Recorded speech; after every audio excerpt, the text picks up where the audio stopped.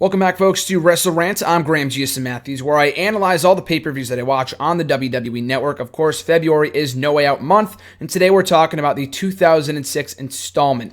I think after No Way Out, we still got 07, 08, 09, and the one-off 2012 installment. I'm recording this so many weeks in advance, I have no idea when this is going up. I might be doing a brief review of Fastlane from 2015 on the day of February 21st, which might be either tomorrow or this upcoming Sunday, depending on when you're listening to this, depending on when this is going up, I forget. But on Sunday, the 21st of February, I might be having a review of Fastlane go up, so be on the lookout for that if that does go up, just as kind of like a one-year anniversary of that show to prepare for this year's installment. But other than that, we will continue with the 07, 08, 09, and 2012 reviews of No Way Out.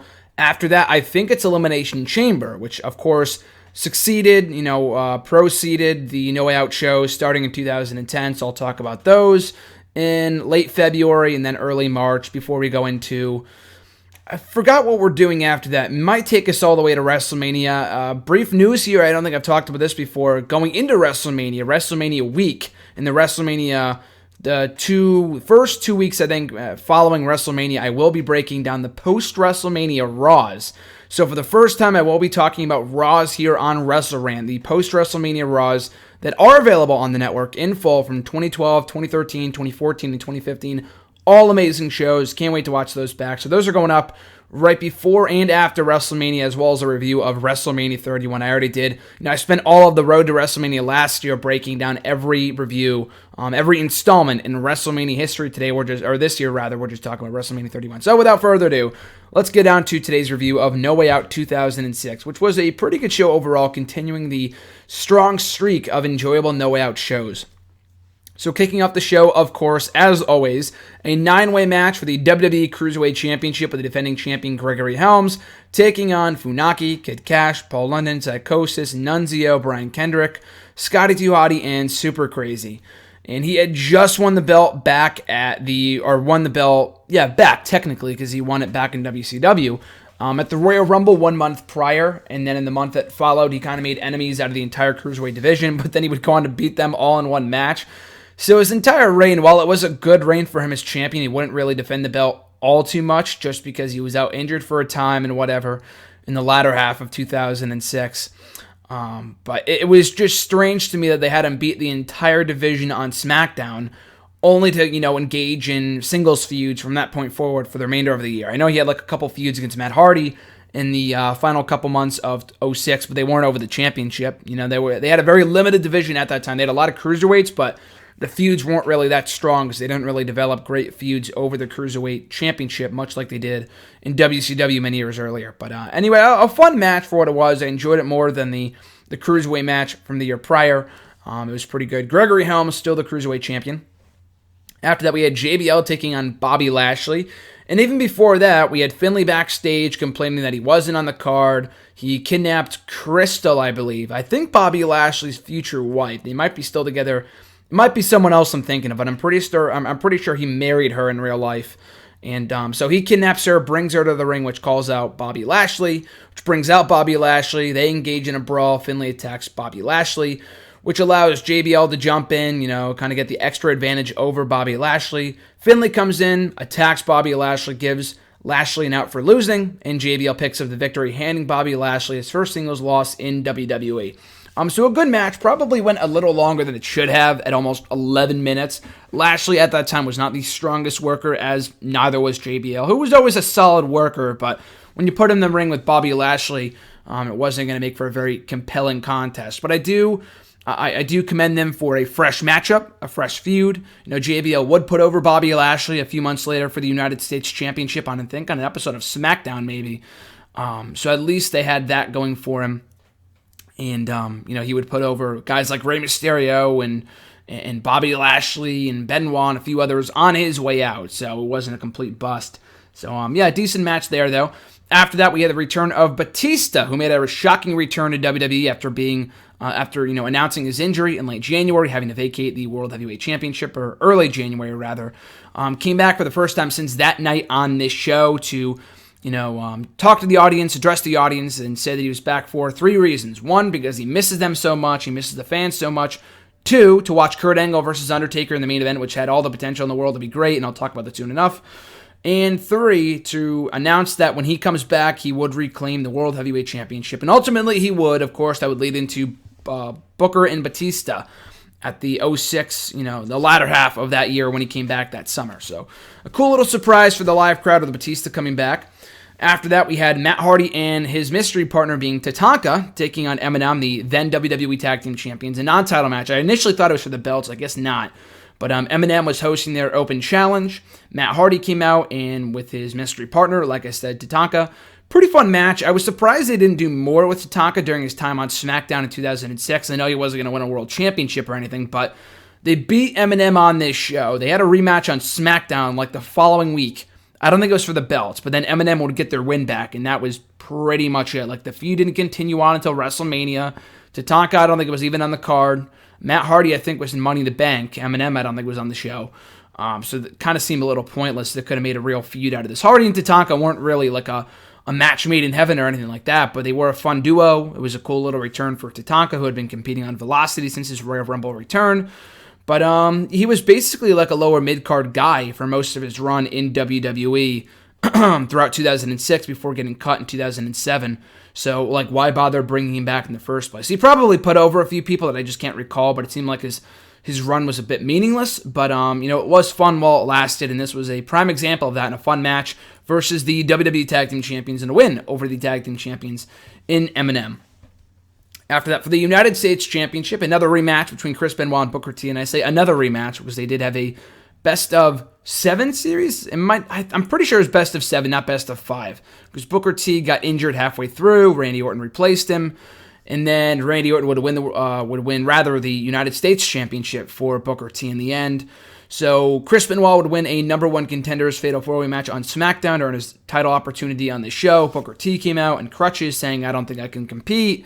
And then ultimately he would pull the old, take the wool over his eyes, whatever the phrase is, and then just full Benoit, attack him anyway. Had a really good match. I don't know if it lived up to the same quality of matches they had during their best-of-7 series, but it was still a very good match. In the end, Benoit picks up the win, regains the United States Championship, albeit for a month before dropping it to JBL at WrestleMania. But a really good match. The crowd was very happy to see Benoit win and become the new U.S. champion. So really good match there. Benoit, new champ. After that, Rey Mysterio versus Randy Orton, with the winner advancing to WrestleMania 22 for the World Heavyweight Championship. Of course, Rey Mysterio, the winner of the 2006 Royal Rumble. For whatever reason, while watching this match, I feel like the matches that Mysterio and Orton had throughout 2006, throughout the early portion of that year, were fairly underrated. I mean, they had a number of battles on SmackDown, on pay-per-view, including this one. They always had great matches. They had great chemistry on paper and, in reality, I guess. This was a very, very good match. Orton, in the end, scoring the win, albeit via underhanded tactics, to become the new number 1 contender to the World Heavyweight Championship at WrestleMania, which was slightly shocking for those in attendance, like what just happened. And of course, Mysterio would get back in the match, making it a triple threat at WrestleMania. I don't know if it would have had Mysterio lose coming off of his Royal Rumble win, but it did set up Orton as a worthy contender for the championship, and he did cheat to win, so it wasn't a clean win anyway. It's still a very good match. They got a lot of great time in almost 20 minutes, as did Benoit and Booker T. So the final 3 matches on this card, including Angle and Taker, which I'll get to in a second, got a lot of time to shine, and they were all fantastic in my opinion. But a really good match there between Orton and Mysterio that would lead into, as I said, the triple threat match with Kurt Angle for the World Heavyweight Championship at WrestleMania 22. Another underrated match in my opinion. Then we get to the main event, Kurt Angle defending the World Heavyweight Championship against The Undertaker. So, of course, this was set up at the Royal Rumble, which I talked about in my review of that show a couple weeks ago here on the channel on WrestleRant, where Angle had just beaten Mark Henry, who was oddly gone from this show for whatever reason. Did he get... No, he wasn't hurt again, because he was at WrestleMania 22. He faced The Undertaker at WrestleMania 22, so I don't know why the fuck he wasn't here, or he wasn't on the show, or at least wrestled on the show. He might have been on the show, I just can't remember, but he didn't wrestle on the show, that much is for sure. Anyway, so after Angle beat Mark Henry at Royal Rumble to retain the title, of course, out comes The Undertaker making his return for the first time, I believe, since Armageddon, challenging Angle for the World Heavyweight Championship in almost a dream match of sorts. I don't think it was the first time ever, because I feel like they've had to have had a match before. Oh, no, they did. They had a match at the at SummerSlam 2000, I believe, when Angle beat him to retain the WWE title. That was a great match. So this wasn't a first-time ever match, but it was the first time ever for, I guess, Angle versus the Dead Man and not the American Badass, whatever, but still, great match. Almost got 30 minutes of in-ring time, and it's just, I'll talk about it in a second. This match really should have happened at WrestleMania. The constant counters of the submission holds between the ankle lock and the go-go plata, which would later be called the Hell's Gate, or what was it called before that? The Devil's Triangle? Like, that's what they called it before Hell's Gate, very, very briefly, for a very brief time, and then they changed it to Hell's Gate. But the go-go plata is the technical term for it for any MMA fans out there. And so he would, debut that move long before he would start doing it as a regular finisher in 2008. But that he would keep on going for that match, for that submission in this match. Angle going for the ankle lock, a lot of great near falls, a lot of great, kick outs and whatnot, and not your typical Angle formulaic matchup where like 1-2 kick out, 1-2 kick out that you see almost every single week in TNA nowadays. And, he started doing it in WWE, don't get me wrong, but it really has kind of become obvious during his TNA days and his matches with AJ Styles and Drew Galloway and Kurt Angle himself, Jeff Hardy, and all the other people that he's feuded with over the years, Jeff Jarrett. But, this was a classic example of that with a lot of great, not predictable near falls. The crowd was with them every step of the way. Angle, in the end, pinning Undertaker in clean fashion to retain his World Heavyweight Championship, earning the respect of Taker after the match. After a long, awkward pause and the two exchanging a look, Taker looking at him in the eye and probably saying, I want that World Championship, this is in the end, whatever. So, and a phenomenal main event. And again, why they went with this match on the February pay-per-view and not at WrestleMania is beyond me. Again, like I said earlier, I thought Angle, Mysterio, Orton had a great match at WrestleMania. It should have deserved, it did deserve to go on last. I thought it was better than Cena and Triple H, which was very good, but I thought that match deserved to go on last, considering Mysterio had his moment of winning the World Heavyweight Championship. That was kind of a reflection of what they thought of him winning the world title, but that's another topic for another day. And the match only got 8 minutes. Oh, my mic just fell down. My apologies. But, the match only got 8 minutes at WrestleMania. And I talked about that in my WrestleMania 22 review.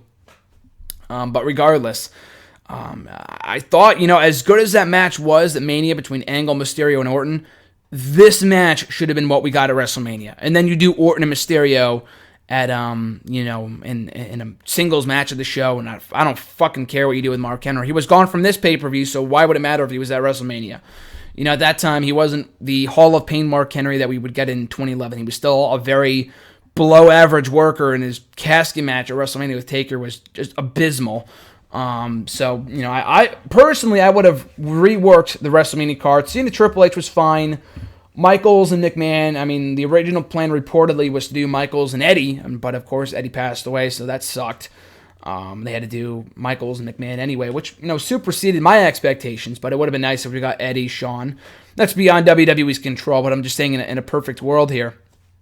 And then you do Angle and Taker for the World Heavyweight Championship, and I think even if you had Angle retain, I think there was, talk at that time of having Angle beat The Undertaker and ending his streak at WrestleMania. The streak at that time was, a thing. It had become kind of a thing at WrestleMania 20, 21, maybe a little bit before that, but around that time. And, I just thought it was just very interesting they didn't do that match at WrestleMania because it was worthy of a slot on the biggest show of the year. They had just amazing chemistry, and they really could have just ripped it up on the WrestleMania stage. So, great stuff.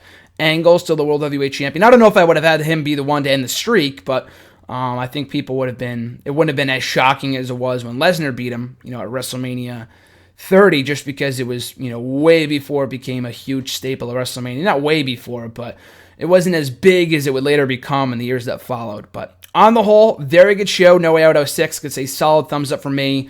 After in my opinion, the mediocre 06 pay-per-view, I thought Cena and Edge, their match wasn't what... I talked about this in my review of the show a couple weeks ago. You could check it out for yourself. But in a nutshell, Cena and Edge wasn't what it could have been. Angle and Mark Henry was just fucking sucked. That match was awful.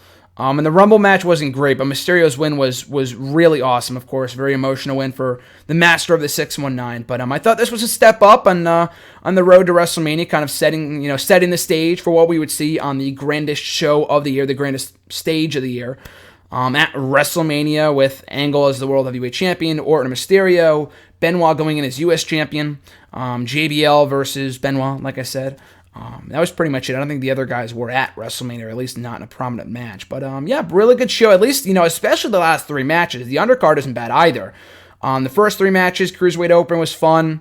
Lashley and JBL, good for what it was. The tag team match I thought was pretty good. That was fun.